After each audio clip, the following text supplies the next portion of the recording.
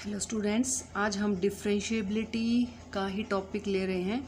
लेकिन अब यहाँ इस वीडियो में हम geometrical meaning of the differentiability जो है उसके बारे में पढ़ेंगे। वो मैं आपको आज समझाना चाह रही हूँ कि क्या होता है इसका एक्चुअल में मीनिंग, क्यों जो है हम फंक्शन को डिफरेंशिएबल ऐसे बोलते हैं कि जब एक कॉर्नर पॉइंट बनेगा किसी फंक्शन के ग्राफ में तो वो डिफरेंशिएबल नहीं होगा। ये सारे जो क्वेश्चंस के आंसर तुम्हें इस वीडियो को देख के मिल जाएंगे कि ऐसा क्यों होता है।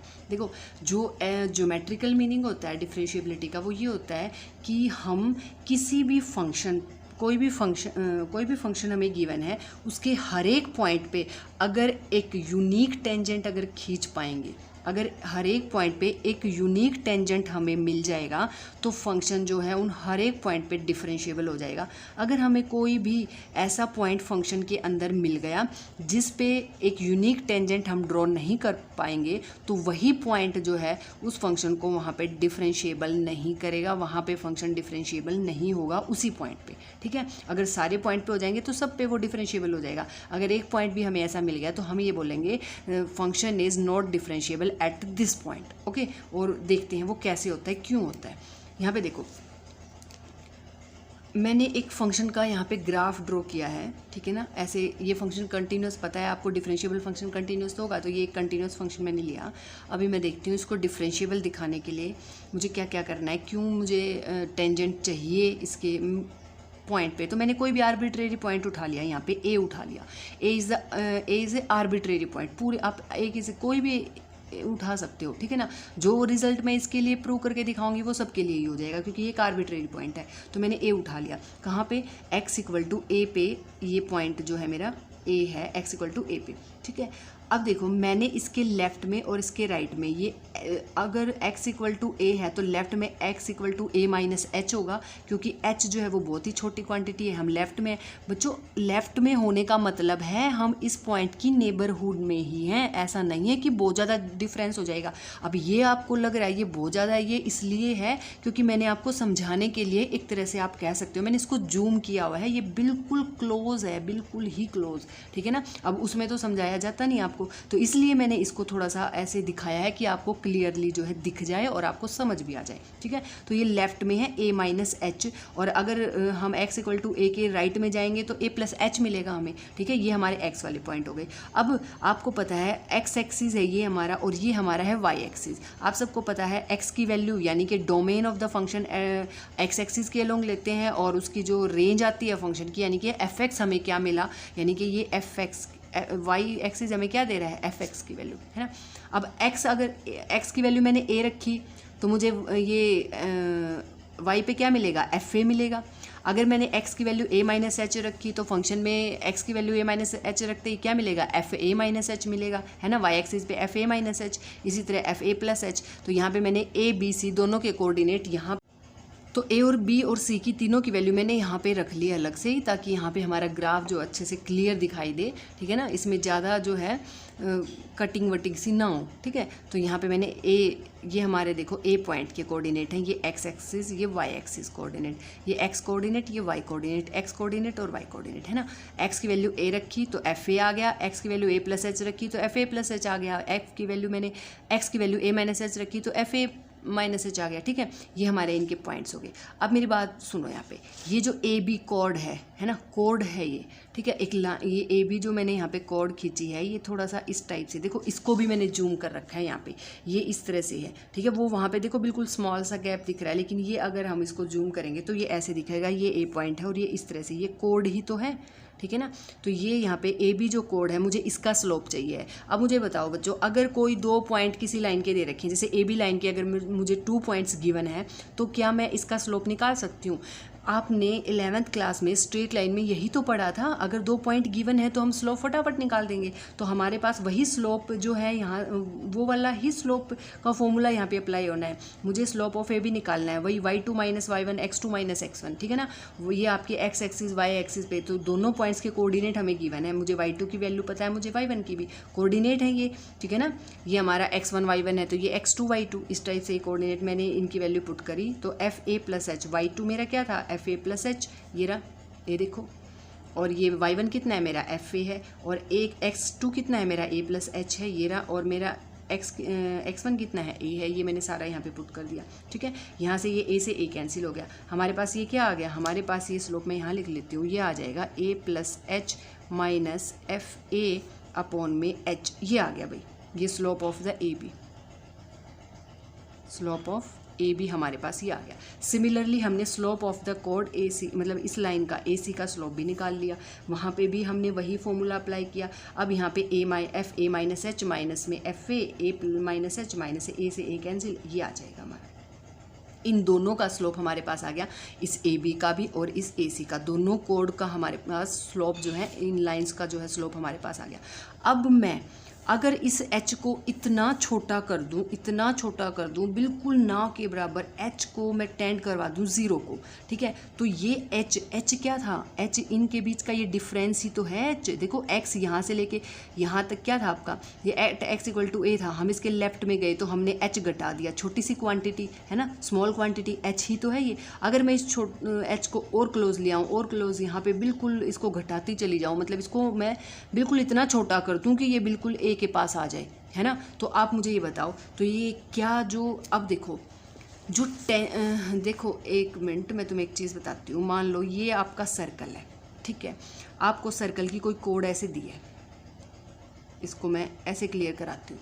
आपको सर्कल की कोई कोड दे रखी है भी, अब कोई मुझे कहेगा कि ए और बी के पॉइंट के बीच की अपना डिस्टेंस जो है वो कम करते चले जाओ, लेस कर दो इसको। जैसे यहाँ पे ए सी है ना, अब यहाँ पे ये ए सी, ध्यान से देखो, ये ए सी यही तो है, इनके बीच का डिफरेंस है ना। अब कोई मुझे कहे इस डिफरेंस को कम कर दो, इन पॉइंट्स को और इस सी पॉइंट को बिल्कुल ए के क्लोज ले आओ, ठीक है, इसको तो मैं ये कह दूं ए पॉइंट को ना बिल्कुल बी के क्लोज ले आओ, तो बिल्कुल बी के क्लोज धीरे धीरे कैसे, देखो ये ऐसे ऐसे आता आता आता, ये एक दूसरे के मतलब ये जो डिफरेंस है इनका कम होता चला जाएगा, ऐसे कम होता चला जाएगा, है ना। नहीं आया समझ में, एक बार और दिखा देती हूँ। ये ए बी है, मुझे इस पॉइंट को ए को बी के पास लाना है, मैंने इसको ऐसे किया, ऐसे किया, फिर ऐसे किया, फिर ऐसे किया, ऐसे किया, ये मेरा ए पॉइंट यहाँ से खिसकता खिसकता खिसकता खिसकता यहाँ पे आ जाएगा, बिल्कुल ए पॉइंट इसके बिल्कुल ही पास आ गया, तो एक पॉइंट पे ही आ गया ना ये, तो ये लाइन क्या बन जाएगी, ये जो हमारी ये लाइन थी ये तो ऐसे सीधी लाइन बन जाएगी, फिर ये इसमें से यहाँ पे ये लाइन जो है ये कोड की बजाय अब क्या बन जाएगी, इसका टेंजेंट बन जाएगा, है ना। ये क्या था, पहले था सीकेंट, और आप सबको पता है tangent is the limiting case of secant, है ना, जहाँ पे ए और बी के बीच की जो बिल्कुल ये दोनों एक ही पॉइंट हो जाएं, मतलब इनके बीच की जो इनका जो डिफरेंस है वो अगर आपका कम हो जाएगा, 0 हो जाएगा, तो क्या बन जाएगा, सीकेंट बिकम ए टेंजेंट, है ना। तो अगर उनके, तो यही मैं आपको बता रही हूँ कि अगर ये जो आपका ए बी जो सीकेंट था, अगर इनके बीच का जो डिफरेंस है वो 0 को टेंड कर जाए, है ना, 0 टेंड कर जाए, और तो क्या हो जाएगा, ये एक टेंजेंट बन जाएगा, ठीक है। तो सिमिलरली हमारी जो ये ए सी जो अभी कोड है, ये यहाँ पे क्या बन जाएगा, ये ऐसे स्ट्रेट लाइन में ये ऐसे आ जाएगा, टेंजेंट बन जाएगा। और इसी तरह से अगर ए बी भी यहाँ पे भी मैं इस साइड भी एच टेंस टू 0 करवा दूँ, डिफरेंस इनका क्या कर दूँ, इस बी पॉइंट को बिल्कुल ए के क्लोज ले आऊँगी, तो यहाँ पे भी ये कैसे हो जाएगी, ये इस तरह से स्ट्रेट लाइन।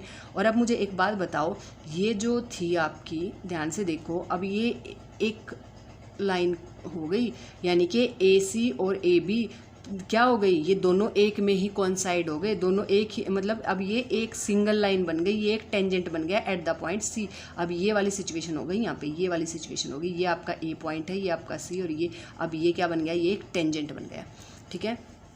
तो यहाँ पे अब ये टेंजेंट बन गया। अब देखो मैं यही करने वाली हूँ, मैंने लेफ़्ट साइड में भी, लेफ़्ट साइड वाला मेरा कौन सा था, लेफ़्ट साइड वाला मेरा ये रहा, इस पर मैंने क्या करा दिया, लिमिट h टेंस टू 0, ये आ जाएगा मेरा F A minus H minus F ए और माइनस एच, तो ये मेरा क्या बन गया, ये मेरा बन गया लेफ़्ट साइड, लेफ़्ट साइड। और इसी तरह से मैं इस पे भी करा दूंगी, लिमिट h टेंस टू 0, मतलब ये जो h आपने लिया है मैंने इसको 0 टेंड करा दिया, इसको इतना छोटा कर दिया कि बिल्कुल 0 के क्लोज, तो ये मेरा क्या बन गया, अब ये मेरा राइट साइड में, है ना, ये मेरा लेफ्ट साइड वाली जो स्लोप था, और ये मेरा राइट साइड वाला जो स्लोप था।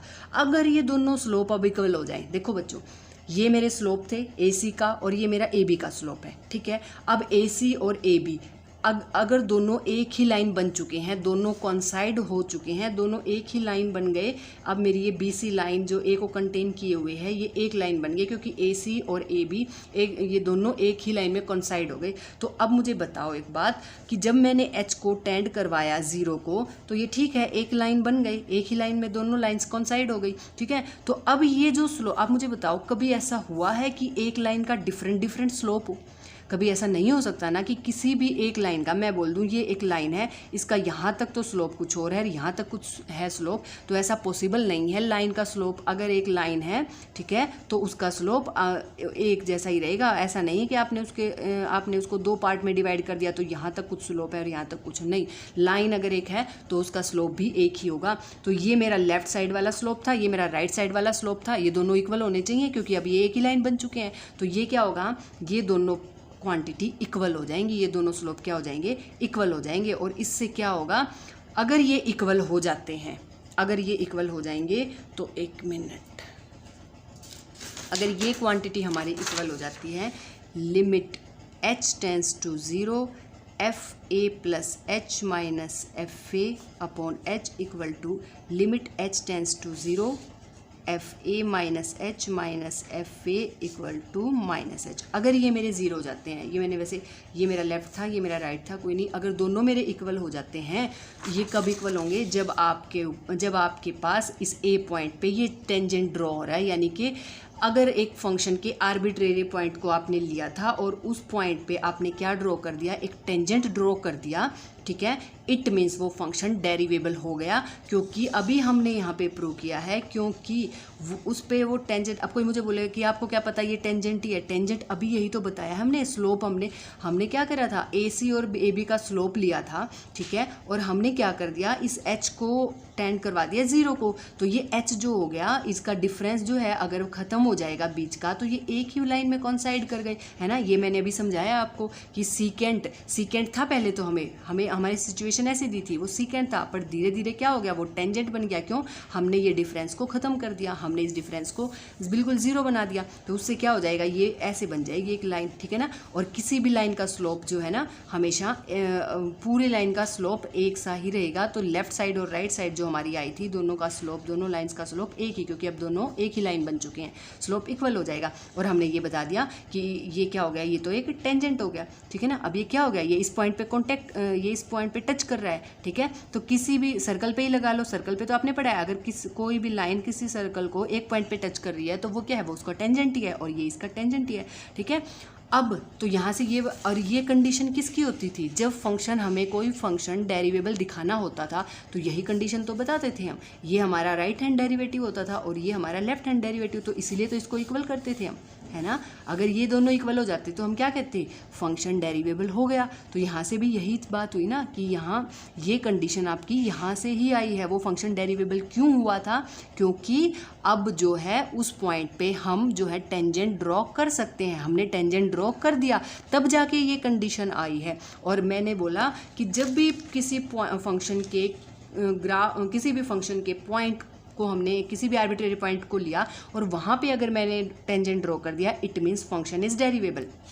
अब देखो, मैंने बोला था कि शार्प एजेस जो होंगे तो वहाँ पे आपके टेंजेंट ड्रॉ नहीं होंगे। बात सुनो, अगर मेरा फंक्शन ऐसा है, ऐसा ग्राफ है मेरे फंक्शन का, ठीक है, ग्राफ मतलब ऐसा है, अब ये शार्प है, ये पॉइंट है। अब ध्यान से देखो बच्चों, इस पे तो एक तो यहाँ पे यही टेंजेंट ड्रॉ हो गया, एक ये टेंजेंट ड्रॉ हो गया, इसी पॉइंट पे मैंने देखो ये भी पॉइंट पे, ये भी पॉइंट पे, ये मैंने दो टेंजेंट तो यही ना ड्रॉ कर दिए। तो यहाँ पे क्या हुआ, यूनिक टेंजेंट कैसे हुआ, एक ऐसे भी चाहूँ तो मैं एक टेंजेंट ऐसे भी ड्रॉ कर सकती हूँ, है ना। ये देखो, इस पॉइंट को टच ही तो करना चाहिए ना, ये है मेरा पॉइंट, मैंने इसको एक टेंजेंट ये ड्रॉ कर दिया, कोई मुझे बोले एक ये भी ड्रॉ कर दिया, एक ये भी ड्रॉ कर दिया, ये क्या है, ये मैं टेंजेंट ही ड्रॉ कर रही हूँ। तो ये यूनिक कहाँ हुआ, तो जब कॉर्नर बन जाते हैं तो उन पे यूनिकनेस वाला कंडीशन खत्म हो जाती है, वहाँ पे हम यूनिक टेंजेंट ड्रॉ नहीं कर सकते, वहाँ पे तो हम बहुत सारे टेंजेंट ड्रॉ कर सकते हैं।